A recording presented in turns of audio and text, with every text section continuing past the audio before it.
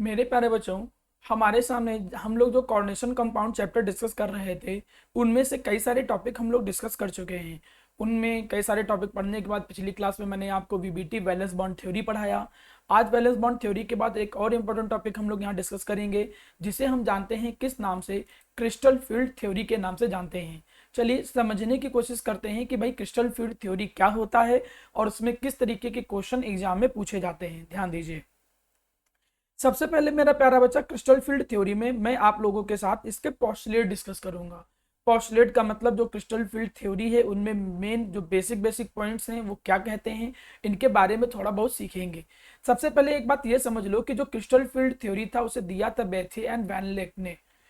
इनके जो main assumption है, जो मेन पोस्टुलेट है जो क्रिस्टल फील्ड थ्योरी के बारे में है, एक्चुअली क्रिस्टल फील्ड थ्योरी की मैं बात करूं, चाहे मैं वैलेंस बॉन्ड थ्योरी की बात करूं, आप या किसी भी अनदर थ्योरी की बात करूं, वो कोऑर्डिनेशन कंपाउंड में बॉन्डिंग कैसे हुई है, कैसे कोऑर्डिनेशन कंपाउंड में कंस्टिट्यूएंट आपस में बॉन्ड बना के जुड़े हुए हैं, उसके बारे में एक्सप्लेनेशन देते हैं। तो क्रिस्टल फील्ड थ्योरी के कुछ जो मेन मेन एजम्पशंस हैं उनमें से एक एक करके हम लोग डिस्कस करेंगे। देखिए मेरे सामने जो सबसे पहला एजम्पशन है वो क्या कहता है।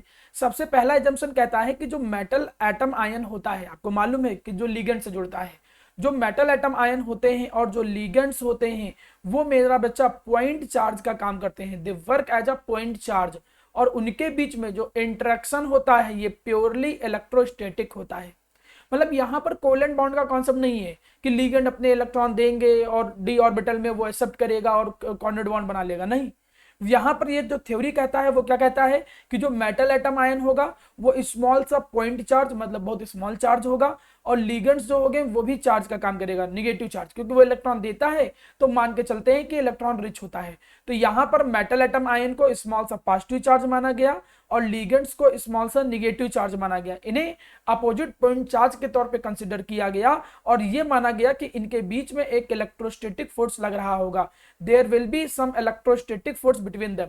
इनके बीच में कुछ स्मॉल अमाउंट में इलेक्ट्रोस्टैटिक फोर्स जो लगता है, जैसे जो पॉजिटिव और नेगेटिव के बीच में लगते हैं इलेक्ट्रोस्टैटिक फोर्स, वही इलेक्ट्रोस्टैटिक फोर्स यहाँ पर लग रहा होगा। ये पहला जंक्शन है। तो पहला जंक्शन क्लियर हुआ कि मेटल आयन जो होता है, मेटल एटम या जो आयन होता है और जो लिगेंड्स होता है, इनके बीच में प्योरली इलेक्ट्रोस्टैटिक फोर्स है। मेटल एटम आयन और लिगेंड्स को पॉइंट चार्ज के तौर पे कंसीडर किया जाता है। बात नंबर एक। चलिए आते हैं बात नंबर दो पे। बात नंबर दो ये कहता है कि एक्चुअली जो डी सबसेल होता है, चलिए हम यहाँ पर थोड़ा डी सबसेल बना ही देते हैं। आप लोग अगर जानते होंगे डी सबसेल के बारे में, तो डी सबसेल में टोटल 5 ऑर्बिटल्स होते थे। कौन कौन से? एक होता था मेरा प्यारा बच्चा जिसे हम लोग बोलते थे किस नाम से, डी एक्स वाई के नाम से। एक होता था डी वाई जेड के नाम से।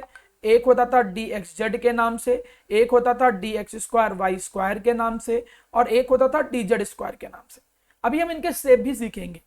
ये थ्योरी ये कहता है, थ्योरी पे थोड़ा ध्यान दो, थ्योरी कहता क्या है कि एक्चुअली में जो मेटल एटम आयन है, थोड़ा समझिएगा, ये थ्योरी ये कहता है कि एक्चुअली में जो मेटल एटम आयन है, इस मेटल एटम आयन के पास क्या है, ये डी ऑर्बिटल प्रेजेंट है।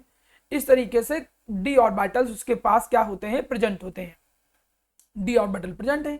अब जब ये मेटल एटम आयन के पास डी ऑर्बिटल प्रेजेंट होंगे तो जो लिगेंड्स होता है वो अपनी इलेक्ट्रॉन डेंसिटी के साथ जैसे ही इस मेटल एटम आयन की तरफ अप्रोच करेगा, आने की कोशिश करेगा, तो जो डी ऑर्बिटल, जो डी सबसेल के ऑर्बिटल हैं, इनके अंदर भाई इलेक्ट्रॉन भी तो होंगे। इनके अंदर क्या प्रेजेंट होंगे, इलेक्ट्रॉन होंगे। तो इन इलेक्ट्रॉन को क्या महसूस होता है, रिपल्सन महसूस होता है। थोड़ा पढ़िए, देखिए यही लिखा है कि जो लिगेंड्स होते हैं वो जैसे ही अप्रोच करते हैं सेंट्रल मेटल एटम की तरफ, लिगेंड जैसे अप्रोच करते हैं सेंट्रल मेटल एटम की तरफ, तो जो इलेक्ट्रॉन्स होते हैं सेंट्रल मेटल एटम के, लिगेंड्स उनको क्या करते हैं, उनको रिपल करते हैं। लिगेंड्स और इलेक्ट्रॉन के बीच में रिपल्सन होता है, जिसके कारण ये जो डी सबसेल था पूरा का पूरा, ये डी सबसेल दो ग्रुप में टूट जाएगा। अभी हम आगे चल के डिस्कस करेंगे। इनमें से एक को हम लोग कहते हैं T2G और एक को हम कहते हैं EG। ये कहता है, ये पोस्टुलेट जो अजम्पशन है इसका सेकंड पॉइंट। सेकंड पॉइंट का जो कॉन्सेप्ट है वो क्या कह रहा है, कैसे टूटेगा वो हमारी जिम्मेदारी, हम सिखाएंगे अभी आगे। लेकिन सेकंड पॉइंट तब तक इतना याद रखो कि मेटल एटम आयन बना है, उसकी तरफ अगर लिगेंड से अप्रोच करेगा तो वो मेटल एटम आयन के जो डी ऑर्बिटल्स, डी सबसेल के जो ऑर्बिटल थे वो दो ग्रुप में टूट जाते हैं, एक को T2G कहते हैं और एक Eg कहते हैं। It is the second postulate. चलिए एक अगले पॉइंट पे आते हैं। पहले सारे पॉइंट को अपने दिमाग में एक बार इमेज क्रिएट करो, उनको पॉइंट अपने दिमाग में बैठाओ, देन हम उसको एक्सप्लेन करने की कोशिश करेंगे। ठीक है, ध्यान दीजिए। अब तुम ये तो समझ गए कि डी सबसेल जो होते हैं, तुमने क्या समझा कि भाई जो डी सबसेल होते हैं ये दो ग्रुप में टूट जाते हैं। एक ग्रुप को हम लोगों ने क्या नाम दिया, T2G नाम दिया, और एक ग्रुप को हम लोगों ने क्या नाम दिया, Eg नाम दिया। एक्चुअली ये जो 5 ऑर्बिटल्स होते हैं प्यारा बेटा, ये जो 5 ऑर्बिटल्स होते हैं ये 3 ऑर्बिटल्स और 2 ऑर्बिटल के ग्रुप में टूट जाते हैं। ये 3 ऑर्बिटल और 2 ऑर्बिटल कैसे टूटा, कहाँ, कौन ऊपर, ये क्यों है, ये नीचे क्यों है, ये जो भी आपके मन में क्वेश्चन आ रहे हैं वो सारे डाउट क्लियर कर दिए जाएंगे। अभी बस इतना याद रखो कि जो ये डी ऑर्बिटल्स, जो डी सबसेल होते हैं, इन डी सबसेल के जो 5 ऑर्बिटल्स होते हैं ये 5 ऑर्बिटल्स दो ग्रुप में टूट जाते हैं, T2G में और Eg में। ये जो दो ग्रुप में टूटे हैं, ये जो दो ग्रुप है मेरा प्यारा बच्चा, इन दो ग्रुप के बीच में एनर्जी का डिफरेंस है। एक्चुअली ये एनर्जी लेवल को रिप्रेजेंट करते हैं, एक की एनर्जी कम है, दूसरे की एनर्जी ज्यादा है। अब इनके बीच में जो एनर्जी का डिफरेंस है उसे हम लोग एक नाम देते हैं, उसे हम क्या कहते हैं, CFSE, और उसे रिप्रेजेंट करते हैं डेल्टा से। क्या नाम देते हैं, क्रिस्टल फील्ड स्प्लिटिंग एनर्जी। ये जो डी सबसेल का दो ग्रुप में टूटना है इसे क्रिस्टल फील्ड स्प्लिटिंग कहते हैं, it is known as crystal field splitting. और उनके बीच में जो एनर्जी गैप होता है दो ग्रुप के बीच में उसको CFSE बोलते हैं। ये एक नंबर में कई बार पूछा जाता है, इसलिए इसको ध्यान दीजिएगा। कोई पूछे क्या होता है क्रिस्टल फील्ड स्प्लिटिंग एनर्जी, तो आप कहोगे it can be defined as the energy difference. ये क्या होता है मेरा प्यारा बच्चा, एनर्जी डिफरेंस होता है बिटवीन टू ग्रुप्स। ये जो दो ग्रुप होते हैं, कौन कौन से दो ग्रुप होते हैं, एक होता है T2G एंड एक होता है Eg। T2G और Eg के बीच में जो एनर्जी डिफरेंस होता है उसी को मेरा प्यारा बच्चा हम लोग क्या बोलते हैं, क्रिस्टल फील्ड स्प्लिटिंग एनर्जी। थोड़ा एक बार ध्यान से देखिएगा, difference in energy in between these two set of D orbitals. ये जो दो सेट हैं डी ऑर्बिटल्स के, इनके बीच में जो एनर्जी का डिफरेंस है उसी एनर्जी के डिफरेंस को हम लोग क्या नाम देते हैं, क्रिस्टल फील्ड स्प्लिटिंग एनर्जी। चलिए नेक्स्ट पॉइंट पे आते हैं, पॉइंट नंबर 4। अब पॉइंट नंबर 4 क्या कहता है, पॉइंट नंबर 4 ये कहता है कि जो इलेक्ट्रॉन्स होते हैं metal atom occupied splitting D orbitals, मतलब ये जो तुमने दो ग्रुप में तोड़ा है, जैसे T2G को तोड़ा है, ठीक है, या तुमने जो ग्रुप है उसको Eg में तोड़ा है, व्हाटएवर। अब ये नियम क्या कहता है, नियम ये कहता है कि इनमें जब तुम इलेक्ट्रॉन को फिल करोगे तो during the filling of the electron you have to follow the Hund's rule. Hund's rule क्या कहता था कि पहले आप एक एक करके इलेक्ट्रॉन भरोगे फिर आप पेयरिंग करोगे। तो देखिए यही नियम है कि इलेक्ट्रॉन्स जो होते हैं मेटल एटम आयन के in the splitted d orbitals, उनको हम फिल करते हैं कैसे, according to the Hund principle. पहले एक एक करके इलेक्ट्रॉन भरेंगे, देन हम उसमें पेयरिंग करना स्टार्ट करेंगे। मतलब इलेक्ट्रॉन कुछ ऐसे भरे जाते हैं कि उनको लीस्ट रिपल्सन महसूस हो, कि इलेक्ट्रॉन को जब हम फिल करें तो रिपल्सन कम से कम महसूस हो। तो आप ये 4th पॉइंट याद रखो कि इलेक्ट्रॉन जो स्प्लिटेड डी ऑर्बिटल्स होते हैं इनके अंदर फिलअप किए जाते हैं, एज पर हुंड्स रूल के अकॉर्डिंग फिलअप किए जाते हैं। पहले एक एक करके इलेक्ट्रॉन भरा जाएगा, फिर हम रिपीटिशन करेंगे। आपके मन में जो एक्स्ट्रा डाउट आ रहे हैं उसको आप बिल्कुल अपने दिमाग में बना के रखिए, सारे डाउट क्लियर किए जाएंगे। पहले इन सारे पोस्टुलेट को एक बार समझ लेते हैं क्या क्या है, फिर उनको एक्सप्लेन करेंगे। अगला पॉइंट, ये जो थ्योरी होता है ये रूल्स आउट करता है कोवेलेंट कैरेक्टर को। भाई जब हम यहाँ बात ही कर रहे हैं प्योर आयनिक बॉन्ड की, प्योर इलेक्ट्रोस्टैटिक बॉन्ड की मेटल एटम आयन और लिगेंड के बीच में, तो कोवेलेंट कैरेक्टर का क्या मतलब है, कोई मतलब ही नहीं है कोवेलेंट कैरेक्टर का। तो ये जो थ्योरी होता है ये कोवेलेंट कैरेक्टर को रूल्स आउट करता है, ये कोवेलेंट कैरेक्टर को नहीं मानता है, ठीक है। पॉइंट नंबर 6, पॉइंट नंबर 6 ये कहता है कि जो कॉम्प्लेक्स होते हैं, जो भी कॉम्प्लेक्स कंपाउंड होते हैं या जो कोऑर्डिनेशन कंपाउंड होते हैं, इनकी जो स्टेबिलिटी है, कौन कितना स्टेबल है, इनकी जो स्टेबिलिटी है ये कई सारे फैक्टर पर डिपेंड करती है। जैसे कि CFSE का अमाउंट क्या है, क्रिस्टल फील्ड स्प्लिटिंग एनर्जी कितनी है, अभी आपको डाउट थोड़ा क्लियर भी हो जाएगा क्या कहना चाह रहा हूं। इसके अलावा कितने लिगेंड्स हैं, लिगेंड्स का नेचर क्या है, नंबर कितने हैं, लिगेंड्स का नेचर क्या है, what is the nature and number of ligands, and geometry क्या है कंपाउंड की, जो ज्योमेट्री है वो ज्योमेट्री क्या है कंपाउंड की। इन कई सारे फैक्टरों पे डिपेंड करता है जो कंपाउंड है उसकी स्टेबिलिटी। तो ये 6 पॉइंट बहुत अच्छे से अपने दिमाग में बढ़ा लीजिए, बड़े सिंपल 6 पॉइंट है, कोई बहुत कठिन नहीं, हमने सिखा दिए। इसके अलावा मैं अभी तुमको एक बात सिखाऊंगा। क्या सिखाऊंगा कि जब ऑक्टाहेड्रल कॉम्प्लेक्स में जाओगे, ऑक्टाहेड्रल कॉम्प्लेक्स में जो जिनकी ज्योमेट्री ऑक्टाहेड्रल होती है, तो उनमें देखोगे कि कुछ स्प्लिटिंग ऐसे होगी, T2G नीचे रहेगा और EG ऊपर रहेगा। दो ग्रुप में टूटता है, इतना तो आपको मालूम है। लेकिन यहीं पे जब तुम टेट्राहेड्रल कॉम्प्लेक्स में जाओगे, यहीं पे जब तुम टेट्राहेड्रल कॉम्प्लेक्स में जाओगे, तो देखोगे कि ये जो स्प्लिटिंग होती है, इसमें क्या होता है कि ये T2G जो होता है ऊपर चला जाता है और EG जो होता है वो नीचे आता है स्प्लिटिंग के दौरान। डी ऑर्बिटल जो होंगे, पांचों के पांचों जो डी ऑर्बिटल्स होते हैं डी सबसेल में, कुछ ऐसे ब्रेक करते हैं ऑक्टाहेड्रल में। और टेट्राहेड्रल में कैसे ब्रेक करते हैं? टेट्राहेड्रल में कुछ ऐसे ब्रेक करते हैं। यहां पे जो ऑक्टाहेड्रल कॉम्प्लेक्स है, इनमें इन दोनों के बीच की जो एनर्जी का गैप है उसे डेल्टा ओ लिखते हैं, crystal field splitting energy in octahedral complex. और यहां पर डेल्टा टी लिखते हैं, crystal field splitting energy in tetrahedral complex. अब अगर तुम रिलेशन देखो तो जो टेट्राहेड्रल कॉम्प्लेक्स है उसकी जो क्रिस्टल फील्ड स्प्लिटिंग एनर्जी है वो 4/9 टाइम्स होती है ऑक्टाहेड्रल के। ये चीज याद रखिएगा, इसको भूलिएगा नहीं मेरा प्यारा बच्चा। टेट्राहेड्रल कॉम्प्लेक्स की जो क्रिस्टल फील्ड स्प्लिटिंग एनर्जी होती है वो ऑक्टाहेड्रल से कम होती है। कितनी होती है वो यहां पर थोड़ा सा आइडिया आपको लगा होगा।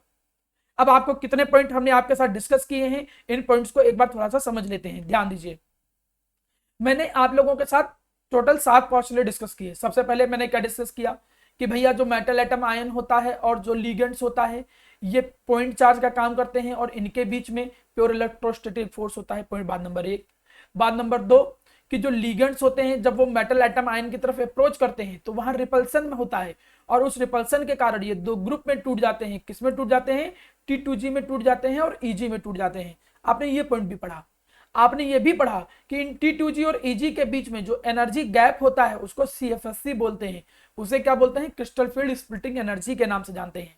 आपने ये भी रूल पढ़ा कि जो ये ग्रुप टूटे हैं, इन ग्रुप के अंदर जब तुम इलेक्ट्रॉन को फिल करोगे तो तुम हुंड प्रिंसिपल को फॉलो करोगे, मतलब पहले एक एक करके इलेक्ट्रॉन भरोगे तब रिपीटिशन करोगे। पांचवा पॉइंट कि यहां पर कोवेलेंट कैरेक्टर का कोई रोल नहीं है, कोवेलेंट कैरेक्टर का कॉन्सेप्ट नहीं यूज होता है। छठा पॉइंट ये कि जो क्रिस्टल होता है उसकी जो स्टेबिलिटी होती है वो कई सारे फैक्टर पे डिपेंड करती है, CFSC, ज्योमेट्री और लिगेंड्स के नेचर पे। और सातवां पॉइंट कि जो डेल्टा टी होता है, मतलब crystal field splitting energy tetrahedral complex में, वो लगभग 4/9 टाइम्स होती है, 4/9 टाइम्स डेल्टा ओ के। तो सिंपल है, नो के नो पॉइंट पॉस्टुलेट आपके सामने है। एक दो बार अच्छे से दिमाग में बैठाओगे, पॉस्टुलेट पहले अच्छे से तैयार करो, एक्सप्लेनेशन तो अनदर पार्ट है, वो तो मैं एक्सप्लेन करूंगा ही करूंगा, आपको समझाऊंगा तो है ही, तो उसको आपसे पहले आप समझने की कोशिश करो। मेटल एटम आयन लिगेंड जो होते हैं पॉइंट चार्ज का काम करते हैं, इनके बीच में जो बॉन्ड होता है प्योर इलेक्ट्रोस्टैटिक होता है। बात नंबर 2, लिगेंड्स जो होते हैं वो मेटल एटम आयन की तरफ जब आते हैं तो इलेक्ट्रॉन जो डी ऑर्बिटल के अंदर होते हैं और लिगेंड के बीच में रिपल्सन महसूस होता है, इसके कारण जो डी ऑर्बिटल होता है वो दो ग्रुप में टूट जाता है, T2G में और EG में। थर्ड पॉइंट, T2G और EG के बीच में जो एनर्जी का डिफरेंस होता है, एनर्जी का जो गैप होता है उसको बोलते हैं क्रिस्टल फील्ड स्प्लिटिंग एनर्जी, एक नंबर में अलग से आता है ये। चौथा पॉइंट देखिए आपके सामने कि जो स्प्लिटेड डी ऑर्बिटल हैं, इन स्प्लिटेड डी ऑर्बिटल में जब हम इलेक्ट्रॉन को भरेंगे तो इलेक्ट्रॉन को भरते समय हम लोग हमेशा इंक्रीजिंग ऑर्डर ऑफ एनर्जी को फॉलो करेंगे। ये चौथा रूल आ गया, चौथा अजम्पशन आ गया। पांचवा कि यहां पर कोवेलेंट कैरेक्टर का कोई रोल नहीं होता है, कोवेलेंट कैरेक्टर का कोई मतलब ही नहीं जब प्योर इलेक्ट्रोस्टैटिक बॉन्ड तुम बात कर रहे हो। छठा पॉइंट, जो कंपाउंड होता है उसकी स्टेबिलिटी जो होता है वो कई सारे फैक्टर पे डिपेंड करता है कि लिगेंड्स का नेचर क्या है, CFSC crystal field splitting energy की वैल्यू कितनी है, ज्योमेट्री क्या है कंपाउंड की, और जो टेट्राहेड्रल कॉम्प्लेक्स और ऑक्टाहेड्रल कॉम्प्लेक्स है दोनों में जो CFSC की वैल्यू होती है, क्रिस्टल फील्ड स्प्लिटिंग एनर्जी की वैल्यू, वो अलग अलग होती है और उनके बीच का एक रिलेशन हमने आपको यहाँ पर बताया। तो आपसे अगर 3 या 4 नंबर में, देखिए ये क्वेश्चन इंपॉर्टेंट है, पूछा जाता है एग्जाम में, फिर मेरी बात ध्यान दीजिए, इसको तैयार करना है आपको एग्जाम को पॉइंट ऑफ व्यू से। ये क्वेश्चन आता है एग्जाम में 2 से 3 नंबर में, डायरेक्ट कह देगा कि तुम क्रिस्टल फील्ड स्प्लिटिंग एनर्जी के पॉस्टुलेट लिख के दिखाओ। VBT में पॉस्टुलेट के कम चांस होते हैं पूछे वो आपसे, ऐसा नहीं कि पूछ नहीं सकता लेकिन चांस कम होते हैं, वहां पर क्वेश्चन बनाया जाता है। लेकिन CFT में क्रिस्टल फील्ड थ्योरी में पॉस्टुलेट पूछ लिया जाता है आपसे, तो अगर पॉस्टुलेट्स याद करने हैं तो CFT का सबसे पहले जरूर याद करिए। उम्मीद करता हूं कि आपको पॉस्टुलेट में थोड़ा थोड़ा आइडिया जरूर लगा होगा। अब हम इसके आगे बढ़ते हैं, कुछ एक्स्ट्रा चीजें समझने और सीखने की कोशिश करते हैं। ध्यान दीजिए, हम यहां पे ये सीखेंगे कि देखो जो लिगेंड्स थे, ध्यान तुमने देखा होगा कि मेटल एटम आयन के तरफ जब लिगेंड्स आ रहे थे तो लिगेंड्स इनके इलेक्ट्रॉन जो डी ऑर्बिटल थे उसको ब्रेक कर रहे थे ना। अब लिगेंड्स की स्ट्रेंथ कितनी है, स्ट्रेंथ का मतलब उसकी फील्ड स्ट्रेंथ कितनी है, फील्ड स्ट्रेंथ का मतलब वो डी ऑर्बिटल्स के इलेक्ट्रॉन को कितना रिपल कर रहा है, वही उसकी फील्ड स्ट्रेंथ कहलाएगा। तो हम अलग अलग डिफरेंट लिगेंड्स को उनकी फील्ड स्ट्रेंथ की अकॉर्डिंग अरेंज अगर करें तो देखिए ligands can be arranged in a series in order of increasing field strength as given below. और ये जो सीरीज है इस सीरीज को हम एक नाम देते हैं that is known as spectrochemical series. एक नंबर में ये भी डेफिनेशन पूछ लिया जाता है। आपसे पूछा जाएगा कि बताओ स्पेक्ट्रोकेमिकल सीरीज क्या होता है, आप कहोगे स्पेक्ट्रोकेमिकल सीरीज जो होता है ये एक ऐसी सीरीज है, स्पेक्ट्रोकेमिकल सीरीज एक ऐसी सीरीज है जिनमें डिफरेंट लिगेंड्स को हम उनकी फील्ड स्ट्रेंथ के अकॉर्डिंग क्या करते हैं, इंक्रीजिंग ऑर्डर में अरेंज करते हैं। Different ligands are arranged as per increasing order of their energy. ये जो अरेंजमेंट होता है as per their field strength, ये जो अरेंजमेंट होता है इंक्रीजिंग ऑर्डर में उसको स्पेक्ट्रोकेमिकल सीरीज के नाम से जानते हैं। तुम देखो जैसे ये आयोडाइड है उससे ज्यादा फील्ड स्ट्रेंथ इसकी है, सल्फाइड की उससे ज्यादा है, क्लोराइड की, नाइट्रेट की, फ्लोराइड की, देखो सीओ इसकी फील्ड स्ट्रेंथ सबसे ज्यादा, फिर सीएन। अब ये जो एक इंक्रीजिंग ऑर्डर दिया मिला है आपको, इसी इंक्रीजिंग ऑर्डर को हम स्पेक्ट्रोकेमिकल सीरीज कहेंगे फील्ड स्ट्रेंथ की। लेकिन इस फील्ड स्ट्रेंथ को वहां पर अप्लाई नहीं करने लग जाओगे वीबीटी में। वीबीटी की लिमिटेशन थी कि वो फील्ड स्ट्रेंथ को डिसाइड ही नहीं कर पाता है। मतलब अगर तुम वीबीटी नियम ये कहता है कि जो वाटर के बाद वाले हैं ये स्ट्रॉन्ग फील्ड लिगेंड कहलाएंगे। कहा यह जाता है कि जो वाटर के बाद वाले हैं वो स्ट्रॉन्ग फील्ड लिगेंड कहलाएंगे और जो वाटर के पहले वाले हैं वो वीक फील्ड लिगेंड कहलाएंगे, वो वीक फील्ड लिगेंड कहलाएंगे। लेकिन ऐसा नहीं होता है मेरा प्यारा बच्चा। अगर आप वहां पर जाओ तो देखोगे कि अमोनिया वीक का भी काम करता है, स्ट्रॉन्ग का भी काम करता है। और ऐसे कई सारे आपको पैटर्न और पेयर मिल जाएंगे जो यहाँ पर गलत हो जाएंगे इस वीबीटी के अकॉर्डिंग। तो आपको वीबीटी में ये नहीं अप्लाई करना है, ये सीएफटी के अकॉर्डिंग बनाया गया स्पेक्ट्रोकेमिकल सीरीज कि किसकी फील्ड स्ट्रेंथ कितनी ज्यादा मानी जाएगी वो इस बेसिस पे अरेंज करोगे, उनकी फील्ड स्ट्रेंथ की बेसिस पे। और अलग अलग लिगेंड को उनको फील्ड स्ट्रेंथ की बेसिस पे जब अरेंज करते हैं तो उस अरेंजमेंट को हम एक नाम देते हैं that is known as spectrochemical series के नाम से जानते हैं। चलिए आगे बढ़ते हैं। अब मैं क्यों ना आपको सिखाऊं जो आपके मन में डाउट है कि भाई वो स्प्लिटिंग कैसे हुई थी, तो चलिए हम सीखने की कोशिश करते हैं स्प्लिटिंग के बारे में। लेकिन क्रिस्टल फील्ड स्प्लिटिंग को समझने से पहले कुछ बेसिक चीजें आपको आनी चाहिए। क्या क्या? पहले जो हमारे सामने डी ऑर्बिटल्स होते हैं, जो डी सबसेल में 5 ऑर्बिटल्स होते हैं, इन 5 ऑर्बिटल के बारे में सीखते हैं। चलिए पहले इन 5 ऑर्बिटल के शेप को समझ लीजिए। बिना उसको समझे फिर आप अच्छे से समझ में आपको नहीं आएगा। पहले इनके 5 ऑर्बिटल्स के शेप को अच्छे से समझ लीजिए। हम 5 ऑर्बिटल कौन कौन सी बात कर रहे हैं? एक बात करने जा रहे हैं डी एक्स वाई, एक बात कर रहे हैं हम डी वाई जेड, एक हम बात कर रहे हैं डी एक्स जेड, एक हम बात करने जा रहे हैं d x square Y square, और एक हम बात करने जा रहे हैं D Z square. Class 11th में इनके शेप पढ़ाए जाते थे। जब डी एक्स वाई बनाओ तो जो प्लेन आप बनाओ वो एक्स और वाई प्लेन बना लो। डी वाई जेड में, ये शॉर्टकट में बता रहा हूं, इसमें वाई और जेड प्लेन को रिप्रेजेंट करो। डी एक्स जेड में एक्स और जेड प्लेन को रिप्रेजेंट करो। अब ये देखो अलग अलग हो गए, प्लेन अलग अलग हो गया। इनमें d x square Y square है तो एक्स और वाई प्लेन आपके हिसाब से होना चाहिए। डी जेड स्क्वायर में कोई भी दूसरी एक्सेस, लेकिन जेड एक्सेस जरूर हो। अब इनके शेप जरा देख लेते हैं कि कैसा कैसा शेप होता था। ये डबल डंबल होते थे। इनके जो लोब होते थे ये एक्सिस के बीच में होते थे। डबल डंबल शेप का होता था और इनके जो लोब होते थे वो एक्सिस के बीच में होते थे, कुछ ऐसा होता था।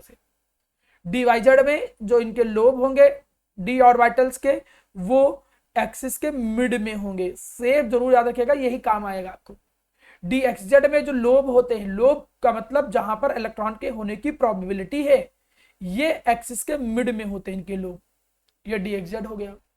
और ये d x square Y square जो हो गया, इनमें जो डबल डंबल ये भी होता है, लेकिन इनके लोब जो होते हैं एक्सिस के अलोंग होते हैं। और डी जेड स्क्वायर में एक सिंगल, ये इकलौता ऐसा है जो सिंगल लोब का होता है और इसमें भी एक्सिस के अलोंग होता है।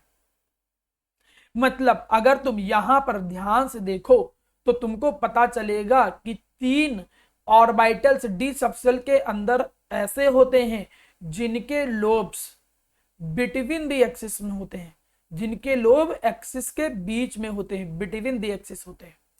और 2 ऑर्बिटल्स ऐसे होते हैं जिनके जो लोब्स होते हैं ये अलोंग द एक्सिस होते हैं। ये देखिए आपके काम आएगा पॉइंट, इसलिए 12th में ये चीज न होते हुए भी मैं 11th की चीज रिवाइज करा रहा हूं। इनके लोब जो होते हैं वो अलोंग द एक्सिस होते हैं, अलोंग द एक्सिस होते हैं, ये याद रखिएगा। चलिए बात नंबर 1, तो आपको क्रिस्टल फील्ड स्प्लिटिंग की थ्योरी समझने के लिए आपको 2 कॉन्सेप्ट पता होने चाहिए। तो पहला कॉन्सेप्ट हमने डी सबसेल के जो 5 ऑर्बिटल थे उनके शेप हमने पढ़ाए। चलिए दूसरे कॉन्सेप्ट पे आते हैं। दूसरा जो कॉन्सेप्ट है वो आपको एक डिफिनेशन पता होना चाहिए कि भाई डीजनरेटेड ऑर्बिटल्स क्या होते थे। हम लोगों ने पढ़ा होगा, आप लोग इन्हें जानते हो, किस नाम से जानते हो? डीजनरेटेड ऑर्बिटल्स के नाम से जानते थे। अब अगर कोई पूछे कि क्या होते हैं डीजनरेटेड ऑर्बिटल्स, तो हम कहते हैं क्या है? दोज ऑर्बिटल्स ऐसे orbital, those orbitals in which क्यों बोले, या विच आर या which have, those orbitals which have same energy, almost same energy, दो orbitals which have almost same energy. Almost क्या, बिल्कुल आप कहोगे सेम ही एनर्जी होता है, ऑलमोस्ट सेम एनर्जी, जिनकी एनर्जी जो होती है मेरा प्यारा बच्चा वो क्या होती है? सेम होती है। अब जो डी सबसेल होते थे, उन डी सबसेल में जो 5 ऑर्बिटल होते थे, ये 5 जो है मेरा प्यारा बच्चा वो डीजनरेटेड ही है, ये 5 डीजनरेटेड ही है। कौन कौन से? D x Y, D Y Z, D x Z, D x square Y square and D Z square. ये 5 सेम है मेरा प्यारा बच्चा, एनर्जी 5 की एनर्जी सेम। यहीं पे अगर मैं पी सबसेल की बात करूं तो पी सबसेल में जो 3 होते थे, कौन कौन से? P X, P Y and P Z. इन सबकी एनर्जी जो होती थी मेरा प्यारा बच्चा वो सेम होती थी। तो इन सबकी एनर्जी सेम है, इसीलिए इनको हम क्या कहेंगे? डीजनरेटेड ऑर्बिटल्स कहेंगे। देखिए ये जो तुम ब्लॉक बना रहे हो जो कि ऑर्बिटल को रिप्रेजेंट कर रहा है, इनकी सबकी एनर्जी सेम है, एनर्जी सेम है, इसीलिए तो एक ही लाइन में ये तीनों बने हुए हैं। अगर एनर्जी का डिफरेंस होता, ये डीजनरेटेड ऑर्बिटल ना होते तो कुछ के जो ब्लॉक होते, जो बना रहे ऑर्बिटल, वो ऊपर होते या कुछ के नीचे होते। Just because of that all the orbitals in the degenerated have the equal energy, इसीलिए आप उनको एक साथ बना रहे हो। ये चीज आप अपने दिमाग में याद रखो। तो हम लोगों को 2 चीजें पता होनी चाहिए। पहले जो डी ऑर्बिटल्स, डी सबसेल में 5 ऑर्बिटल्स होते हैं, उनके शेप अच्छे से समझ लो। और इसके बाद डीजनरेटेड ऑर्बिटल क्या होते हैं, जिनकी एनर्जी इक्वल होती है। अब यहां तक तो तुम समझ गए। अब थ्योरी में थोड़ा चलो आगे बढ़ते हैं। अब हम ये सिखाते हैं कि भैया जो सीएफटी था, क्रिस्टल फील्ड थ्योरी में जो स्प्लिटिंग हो रही थी, ये 2 अलग अलग केस में है। एक ऑक्टाहेड्रल ज्योमेट्री के केस में अलग है और टेट्राहेड्रल के केस में अलग है। तो पहले ऑक्टाहेड्रल में समझते हैं, ठीक है। अब ऑक्टाहेड्रल में समझने का क्या मतलब है सर? अच्छा देखो, ऑक्टाहेड्रल में जैसे तुमको मैं एक बार समझा ही देता हूं, आप यहां पर थोड़ा ज्योमेट्री देखो, शायद इससे आपको समझ में आ जाए हुआ क्या। यहां पर अगर तुम इन शेप को देखो, ऑक्टाहेड्रल ज्योमेट्री तुमको समझ में आ रही होगी कि भैया जो 4 लिगेंड्स होंगे, ये जो निगेटिव साइन के साथ बना रहे हो, बीच में मेटल एटम आयन होता है, और जो निगेटिव साइन के साथ बना रहे हो, ये मेरा प्यारा बच्चा क्या है? लिगेंड्स, ठीक है। तो लिगेंड्स ऑक्टाहेड्रल ज्योमेट्री पे हैं, 2 परपेंडिकुलर और 4 एक प्लेन में। अगर इनको ध्यान से देखो, एक बात तो पहले समझो कि ये भैया लिगेंड्स हैं, और उससे पहले भी एक चीज बहुत अच्छे से समझो कि मेटल एटम आयन जो होता है उसकी तरफ जब लिगेंड्स अप्रोच करते हैं, ये तूने पढ़ा था थ्योरी में भी कि उसकी तरफ जब लिगेंड्स अप्रोच करते हैं तो इनके जो डी ऑर्बिटल्स होते थे, इनके जो डी ऑर्बिटल्स के जो इलेक्ट्रॉन होते थे लोब के अंदर, उनको क्या होता था मेरा प्यारा बच्चा? उनको रिपल्सन फील होता था, उनको रिपल्सन फील होता था। ओके जी। अब एक बात तुम खुद समझो, एक बात मैं ऐसे समझाने की कोशिश कर रहा हूं। अगर मैं ये कहूं कि माना लिगेंड्स की अप्रोच 2 तरीके से होगी, ये एक्स एक्सिस है, ये वाई एक्सिस है, ठीक है। लिगेंड्स या तो अलोंग द एक्सिस मूवमेंट करते हैं या तो बिटवीन द एक्सिस। यहां पर एक्चुअली ऑक्टाहेड्रल कॉम्प्लेक्स में ये देखने को मिला कि लिगेंड्स जब मेटल एटम आयन की तरफ आते हैं तो ये कैसे आते हैं, अलोंग द एक्सिस। लिगेंड्स जो आएंगे वो कैसे आएंगे, अलोंग द एक्सिस। ये एक्सिस के अलोंग, मतलब लिगेंड्स इधर से आएगा या इधर से आएगा, वो एक्सिस के अलोंग मूवमेंट करेगा, बिटवीन द एक्सिस नहीं। टेट्राहेड्रल में बिटवीन द एक्सिस, यही अंतर है। देखो टेट्राहेड्रल सीएफटी में जब जाओगे तो लिगेंड्स मेटल एटम आयन की तरफ जब अप्रोच करेगा तो between the axis ligand movement करेगा, और यहां पर अलोंग द एक्सिस मूवमेंट कर रहा है। अब यहां पर एक बात समझो, मैं अगर आपसे एक क्वेश्चन छोटा सा पूछूं कि लिगेंड्स अगर माना इनके लोब बीच में होते, इनके लोब अगर बीच में है, एक सपोज मानो, लोब का मतलब यहां पर इलेक्ट्रॉन के होने की प्रोबेबिलिटी ज्यादा है, ठीक है, ये रीजन जो है इलेक्ट्रॉन यही रहता है। तो रिपल्सन, ऐसा नहीं कि जब ये लिगेंड्स आएगा, ऐसा नहीं कि जब ये लिगेंड्स आएगा तो रिपल्सन नहीं करेगा। लिगेंड्स पे भी निगेटिव चार्ज, भाई लिगेंड्स पे भी तो निगेटिव चार्ज है, तभी तो वो इलेक्ट्रॉन देता है किसी को। तो लिगेंड्स पे निगेटिव चार्ज है और इलेक्ट्रॉन पे भी निगेटिव चार्ज है, तो निगेटिव चार्ज को रिपल करेगा। लेकिन अगर लिगेंड्स एक्सिस के बीच में मूवमेंट कर रहा, थोड़ा ध्यान समझिएगा, अगर लिगेंड्स एक्सिस के बीच में मूवमेंट करेगा तो कम रिपल करेगा, और अलोंग द एक्सिस मूवमेंट करेगा तो ज्यादा रिपल करेगा। भाई अलोंग द एक्सिस में जस्ट सामने आ गया। अब ऐसे समझो, हमने कहा कि भाई ये लिगेंड्स है, ये हमने कहा मेटल एटम आयन है, और ये हमने कहा माना लिगेंड्स।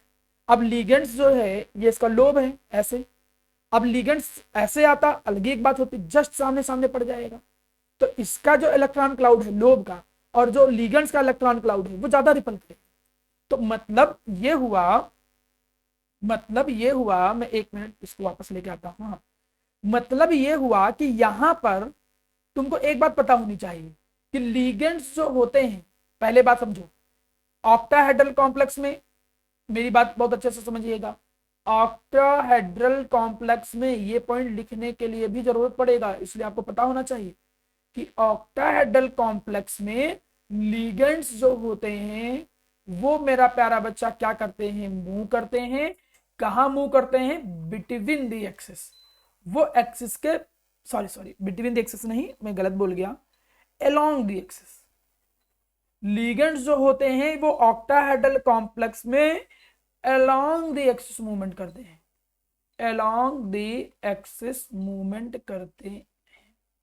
चलो, अब एक्सिस के अलोंग मूवमेंट करेंगे, तो एक्सिस के अलोंग मूवमेंट जब करेंगे तो कौन से डी ऑर्बिटल को ज्यादा रिपल्सन महसूस होगा, जिनके लोब एक्सिस के अलोंग होंगे ना। देखो तो मैं पीछे इमेज पे जा रहा हूं, शायद तुमको समझ में आ जाए। यहां देखो, अब लिगेंड्स अगर मूवमेंट कर रहा है, लिगेंड्स किधर मूवमेंट कर रहा है, एक्सिस के अलोंग, तो जब एक्सिस के अलोंग मूवमेंट करेगा तो एक्सिस के अलोंग लोब तो केवल दो लोगों के होते थे।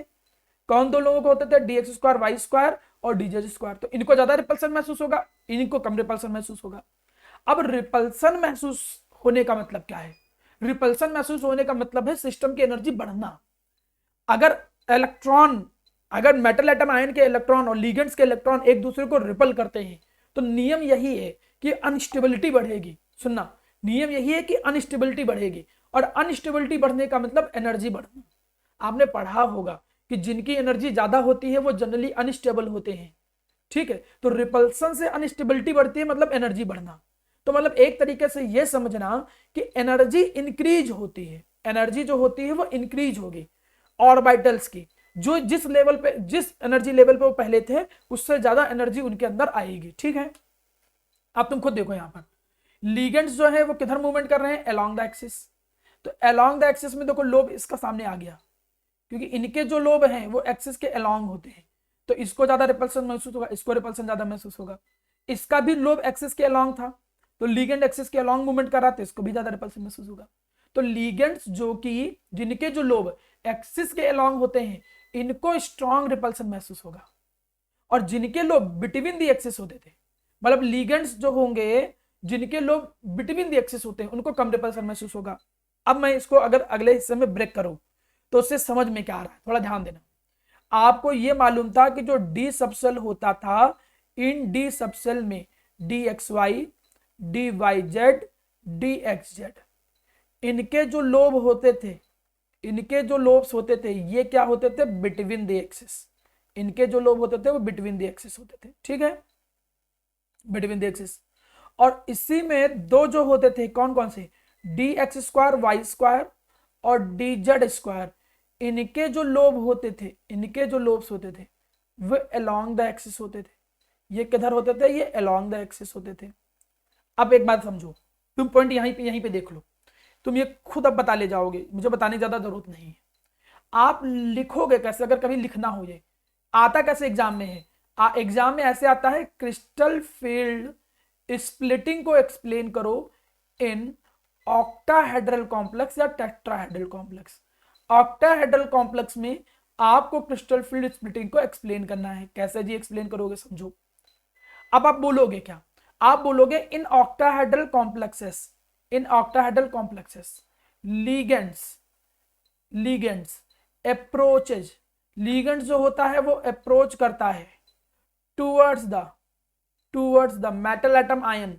मेटल एटम आयन की तरफ अप्रोच जब करता है, मेटल एटम आयन की तरफ जब अप्रोच करता है, तो कैसे अप्रोच करता है? अलोंग द एक्सिस, वो एक्सिस के अलोंग अप्रोच करता है। ये बात नंबर 1, पहला पॉइंट। अब तुम खुद देखो, जब ऑक्टाहेड्रल कॉम्प्लेक्स में लीगेंड्स, सुनो, जब ऑक्टाहेड्रल कॉम्प्लेक्स में जो लीगेंड्स होगा वो अलोंग द एक्सिस आएगा, लीगेंड जब अलोंग द एक्सिस आएगा तो किनको ज्यादा रिपल्सन महसूस होगा? जिनके लोब एक्सिस के अलोंग है। किनके लोब एक्सिस के अलोंग है? इन दोनों के।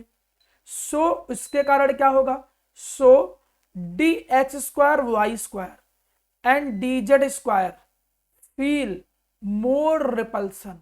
ये क्या करेंगे? ये फील करेंगे मोर रिपल्सन, इनको ज्यादा रिपल्सन महसूस होगा इन कंपैरिजन टू, किसके कंपैरिजन में मेरा प्यारा बेटा? इन कंपैरिजन टू बाकी 3, कौन कौन से? D x Y, D Y Z, D Y Z and D x Z. इन तीनों के कंपैरिजन में इन दोनों को ज्यादा रिपल्सन महसूस होगा। पहले इतने पे रुक जाओ, ये पहले अच्छे समझो भाई। लीगेंड जो था मेरा प्यारा बच्चा, वो अप्रोच कर रहा था मेटल एटम आयन की तरफ। थोड़ा ध्यान दीजिएगा, लीगेंड जो था वो अप्रोच कर रहा था मेटल एटम आयन की तरफ, बात नंबर 1। अब लीगेंड जब मेटल एटम आयन की तरफ अप्रोच कर रहा था, और कैसे? एक्सिस के अलोंग। तो जिनके लोब एक्सिस के अलोंग थे ना, उनको ज्यादा रिपल्सन महसूस होगा, सीधी चीज है। किनके लोब एक्सिस के अलोंग थे? इन तीनों के लोब एक्सिस के अलोंग थे, तो इन तीनों को ज्यादा रिपल्सन महसूस होगा। ये बात अपने दिमाग में बैठा लो। जब इन तीनों को ज्यादा रिपल्सन महसूस होगा, रियली सॉरी, गलत बोल गया, एक्सिस के अलोंग जब लीगेंड्स आ रहा था, तो जिनके लोब एक्सिस के अलोंग होंगे उनको ज्यादा रिपल्सन महसूस होगा, तो इनको ज्यादा रिपल्सन महसूस होगा, इनको कम रिपल्सन महसूस होगा। तो d x square Y square और डी जेड स्क्वायर, इनको रिपल्सन ज्यादा महसूस होगा। और मैंने बोला क्या था कि रिपल्सन से एनर्जी बढ़ती है। तो इसके कारण क्या होगा कि जो पहले जो डी सबसेल थे, इनके अंदर जो ऑर्बिटल थे, कौन कौन से orbital? D x Y, D Y Z, D x Z, D x square Y square and D Z square, इन पांचों की एनर्जी सेम थी, तभी तो इनको डीजेनरेटेड बोल रहे थे। अब जब लीगेंड्स मेटल एटम आयन की तरफ आया, रिपल्सन किया, रिपल्सन से एनर्जी बढ़ी, एनर्जी पांचों की बढ़ी, लेकिन पांचों में से एनर्जी ज्यादा किसकी बढ़ी? इन दोनों की एनर्जी ज्यादा बढ़ी। किन दोनों की एनर्जी ज्यादा बढ़ी? इन दोनों की जो एनर्जी है वो ज्यादा बढ़ गई। कितनी? D x square Y square और डी जेड स्क्वायर, इन दोनों की एनर्जी ज्यादा बढ़ेगी। इसका ये मतलब नहीं कि इनकी एनर्जी नहीं बढ़ेगी, रिपल्सन इनमें भी लग रहा था लेकिन कम लग रहा था, तो इनकी एनर्जी जो थी वो कम बढ़ी। एनर्जी बढ़ने का मतलब हो गया कि जो पुराना लेवल था उससे ऊपर आ जाएंगे, d x Y, D Y Z, D x z. जो पुराना लेवल था एनर्जी लेवल, आप एनर्जी लेवल के अकॉर्डिंग ड्रॉ करो, आप यहां पर एनर्जी को रिप्रेजेंट करो। तो अगर एनर्जी लेवल देखो तो जो उनका पुराना एनर्जी लेवल था, उस पुराने एनर्जी लेवल से इंक्रीज दोनों की एनर्जी होगी, लेकिन इसकी एनर्जी कम बढ़ी, इसकी ज्यादा बढ़ी। तो आपने देखा कि जो डीजनरेटेड ऑर्बिटल थे, ये डीजनरेटेड ऑर्बिटल दो ग्रुप में स्प्लिट हो गए। इसी स्प्लिटिंग को ही तो नाम देते हैं crystal field splitting. This is known as crystal field splitting. ये जो दो ग्रुप हैं, इनमें से एक को नाम दिया गया T2G और एक को नाम क्या दिया गया? EG। एक को T2G नाम दिया गया और एक को EG नाम दिया गया। यही जो स्प्लिटिंग है, थोड़ा ध्यान से समझिएगा, ये जो स्प्लिटिंग है डीजनरेटेड ऑर्बिटल्स का, this splitting of degenerated orbitals, जो डीजनरेटेड ऑर्बिटल्स होते हैं, इन डीजनरेटेड ऑर्बिटल्स की जो स्प्लिटिंग होता है इनटू 2 ग्रुप्स, 2 ग्रुप में ब्रेक हो जाना। कौन कौन से 2 ग्रुप में ब्रेक हो जाना? एक हो गया T2G और एक हो गया ईजी। इन दो ग्रुप में ब्रेक हो जाने को ही हम बोलते हैं क्रिस्टल फील्ड स्प्लिटिंग। तुमने ये पॉइंट पढ़ा था एजम्पशन, जब पोस्टुलेट पढ़ा रहा था तो पोस्टुलेट पढ़ा था कि भैया जो डी सबसेल के 5 डीजेनरेटेड ऑर्बिटल होते हैं, ये 5 डीजेनरेटेड ऑर्बिटल दो ग्रुप में टूट जाते थे, T2G में और EG में। और क्यों टूट गया ये भी समझ में आया, क्योंकि लिगेंड्स और मेटल एटम आयन जो था, इनके इलेक्ट्रॉन के बीच में रिपल्सन लगने लगा। रिपल्सन से एनर्जी बढ़ती है, एनर्जी जब बढ़ेगी तो पहले जितनी एनर्जी थी अब उतनी एनर्जी नहीं रहेगी। अगर एनर्जी सबकी बराबर बराबर बढ़ती तो तभी ना टूटते। कुछ की एनर्जी कम बढ़ी, कुछ की एनर्जी ज्यादा बढ़ी। क्यों कम ज्यादा बढ़ी, वो लिगेंड्स की अप्रोच की बेसिस पे है। देखा गया कि ऑक्टाहेड्रल कॉम्प्लेक्स में लिगेंड्स जो होते हैं ये अलोंग द एक्सिस मूवमेंट करते हैं, और लोब जिसके अलोंग द एक्सिस होंगे उनको ज्यादा रिपल्सन महसूस होगा। किसके लोब अलोंग द एक्सिस थे, dx² y² और dz²। इनके लोब अलोंग द एक्सिस थे तो इनको रिपल्सन ज्यादा महसूस हुआ, ज्यादा रिपल्सन महसूस हुआ तो एनर्जी ज्यादा इंक्रीज हुई। एनर्जी इनकी भी इंक्रीज हुई लेकिन इनकी ज्यादा इंक्रीज हुई। तो एनर्जी का जो इंक्रीमेंट है कम या ज्यादा होने के कारण ये जो डीजनरेटेड ऑर्बिटल थे डी सबसेल के, ये दो ग्रुप में टूट गए, T2G में और EG में। और इसी स्प्लिटिंग को एक नाम दे दिया गया। इसे क्या नाम दिया गया मेरा प्यारा बच्चा, इसे बोला गया crystal field splitting in octahedral complex. जब भी crystal field splitting in octahedral complex बोले तो जो समझाया हो मैंने अभी आपको एक्सप्लेन किया है, इसको तो आप भले 3-4 पॉइंट में लिखो, अगर वो नहीं भी लिखते हो तो ये जो डायग्राम है ये प्रॉपर बनना चाहिए। मैं इसको प्रॉपरली रिप्रेजेंट करता हूं। देखो, आप पहले एनर्जी लेवल ड्रॉ कर दो। एनर्जी लेवल ड्रॉ कर देने के बाद अब यहां पर थोड़ा ध्यान से देखो। एनर्जी लेवल जब तुमने ड्रॉ कर दिया तो एनर्जी लेवल ड्रॉ करने के बाद देखो ये डी सबसेल के 5 orbital, D orbital in free ion, metal atom ion जो था उसके अंदर जो डी ऑर्बिटल थे, ये डी ऑर्बिटल कौन कौन से थे आपको मालूम है, DXY, DYZ, DXZ, DX²Y² and DZ²। अब आपके सामने ये रूनी की ऐसे गोल गोल बनाओ, आप ऐसे ब्लॉक वाइज भी बना सकते हो। अलग अलग किताबों में अलग अलग तरीके से बनाया गया है, कुछ में ब्लॉक बनाए गए हैं, कुछ में ऐसे बनाया गया है। अब ये जो इन सब की एनर्जी बढ़ गई, देखो अगर इसका एनर्जी लेवल डायग्राम देखो, इसकी एनर्जी देखो, तो इसकी एनर्जी देखो कहाँ आ रही, यहाँ आ रही, कुछ यहाँ आ रही ना एनर्जी बेटा, ये देखो एनर्जी कहाँ आ रही, यहाँ आ रही। तो एनर्जी बढ़ेगी सबकी क्योंकि रिपल्सन महसूस हो रहा है, लेकिन आपको मालूम है कि इन दोनों की जो एनर्जी है वो ज्यादा इंक्रीज होगी। DX² y² और DZ² जो है इनकी एनर्जी ज्यादा इंक्रीज होगी, और इनकी एनर्जी जो होगी वो कम इंक्रीज होगी। तो इनकी एनर्जी ज्यादा इंक्रीज हुई तो ज्यादा ऊपर गए, उनकी एनर्जी कम इंक्रीज हुई तो नीचे आए। और इन दोनों के बीच में जो एनर्जी डिफरेंस है, अब आपको मालूम है इन दोनों के बीच में जो एनर्जी डिफरेंस होता है उसको CFSC बोलते हैं, और डेल्टा O से रिप्रेजेंट करते हैं। O यहाँ ऑक्टाहेड्रल कॉम्प्लेक्स को रिप्रेजेंट करता है। The energy difference between T2G orbital and EG orbital, T2G और EG ऑर्बिटल के बीच में जो एनर्जी डिफरेंस होता है उसको CFSC बोलते हैं, क्रिस्टल फील्ड स्प्लिटिंग एनर्जी बोलते हैं। The energy difference between the T2G and EG, T2G और EG के बीच में जो एनर्जी डिफरेंस होता है उसको क्रिस्टल फील्ड स्प्लिटिंग एनर्जी के नाम से जानते हैं। ठीक है, एक मिनट रुकिएगा, जल्दी से इतनी चीज दिमाग में बैठाइए।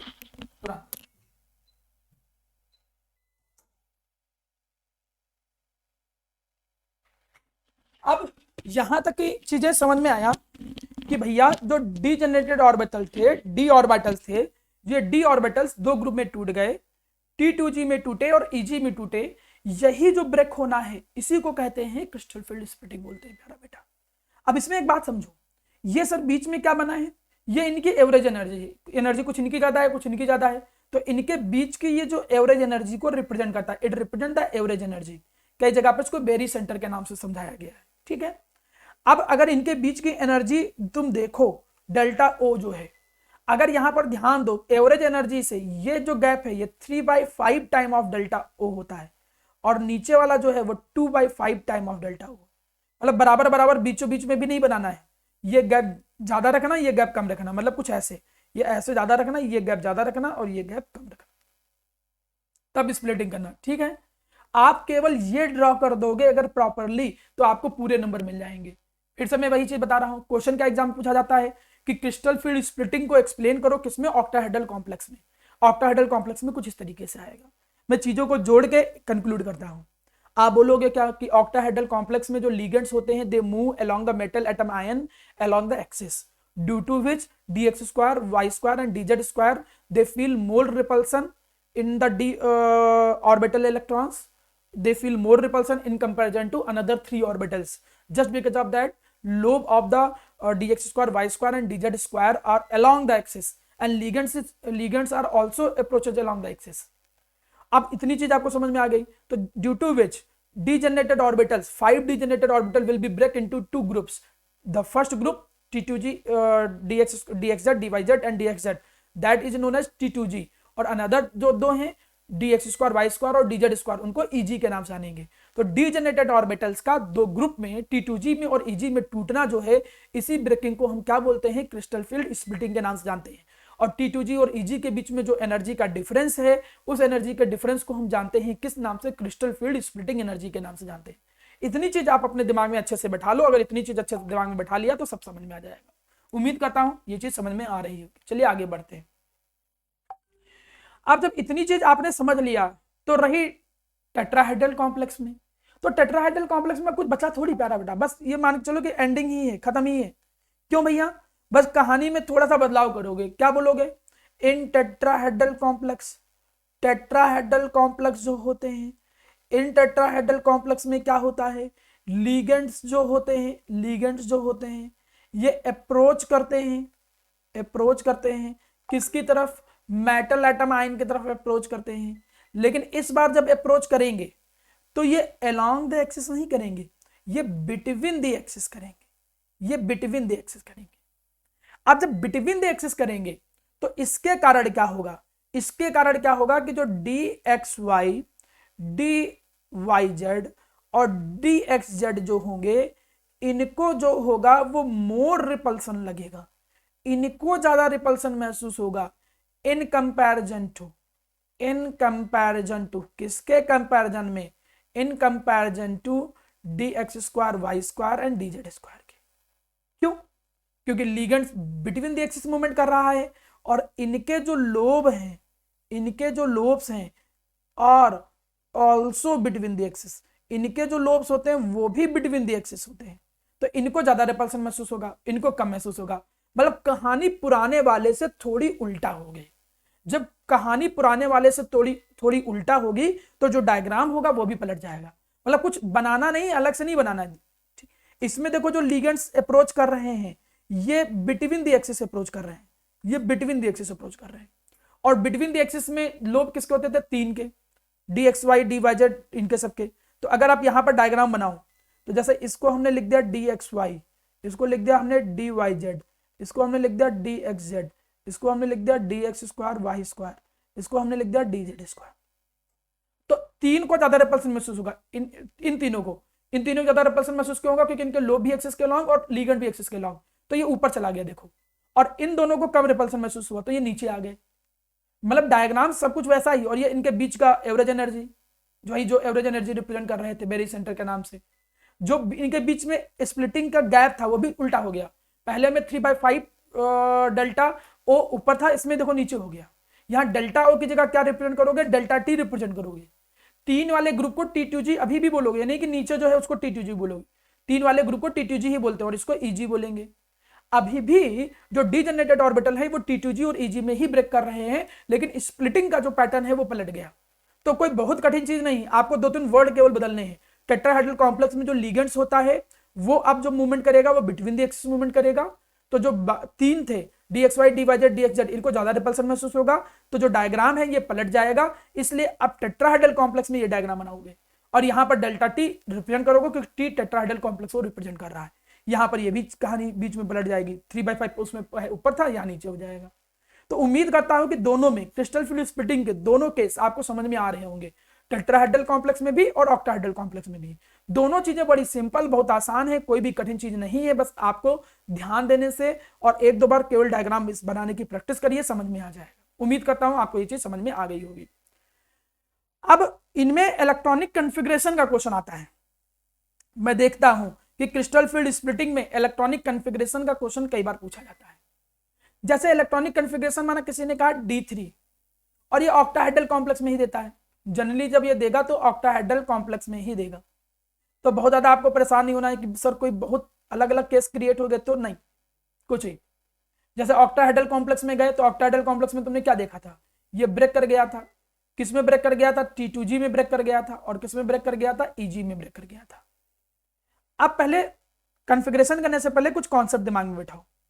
देख प्यारा बेटा, जब हम इलेक्ट्रॉन भरेंगे तो देखो बीच में कुछ एनर्जी का गैप भी है, तो यहां पे इलेक्ट्रॉन तभी भरेगा जब इतने गैप को कवर कर ले। ठीक है, इस गैप को हम क्या बोल रहे थे, डेल्टा ओ बोल रहे थे। ऑक्टाहेड्रल कॉम्प्लेक्स था ना, तो इसलिए डेल्टा ओ बोल रहे थे। तो जब पहला इलेक्ट्रॉन भरोगे तो यहीं भरेगा, क्यों ऊपर जाएगा वो, क्यों इतना एनर्जी का गैप कवर करेगा। दूसरा इलेक्ट्रॉन भरोगे तो यहीं भरेगा, तीसरा इलेक्ट्रॉन भरोगे तो यहीं भरेगा, मतलब 3 इलेक्ट्रॉन तो भरने तक तो कोई टेंशन ही नहीं।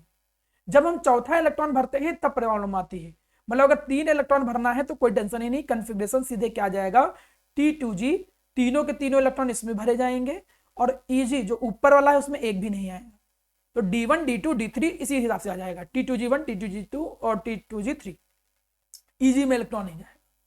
लेकिन कन्फिग्रेशन में बदलाव आना तब चालू होता है जब आपके सामने D4 आ जाता है।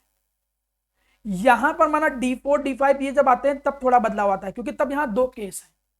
दो केस क्या मतलब, यहां पर इनका जब इलेक्ट्रॉनिक कन्फिग्रेशन आएगा, जैसे माना आया कि D4 का इलेक्ट्रॉनिक कन्फिग्रेशन लिखो, तो आप हमेशा ऐसे केस बना के लिखोगे, case number 1 and case number 2।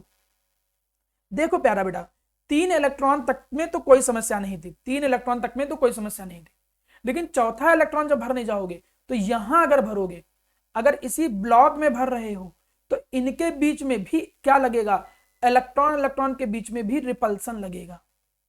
तो इलेक्ट्रॉन यहां भी नहीं रहना चाहता है, वो चाहता है कि हम आजादी से अकेले सिंगल रहें, लेकिन सिंगल रहने के चक्कर में उसको इतनी एनर्जी का गैप कवर करना पड़ेगा जो कि CFSE के बराबर है, ऑक्टाहेड्रल एनर्जी कॉम्प्लेक्स वाले केस में CFSE के बराबर है। तो अब देखना पड़ेगा ना कि कम कौन है। अगर यहीं पे भाई यहां इलेक्ट्रॉन भरेंगे तो पेयरिंग करेंगे तो भी रिपल्सन लग रहा है, तो यहां रिपल्सन के अपोजिट जाके अगर भरेंगे हम तो यहां पर कुछ एनर्जी हमको चुकानी पड़ेगी, उसको हम लोग बोलते हैं पेयरिंग एनर्जी।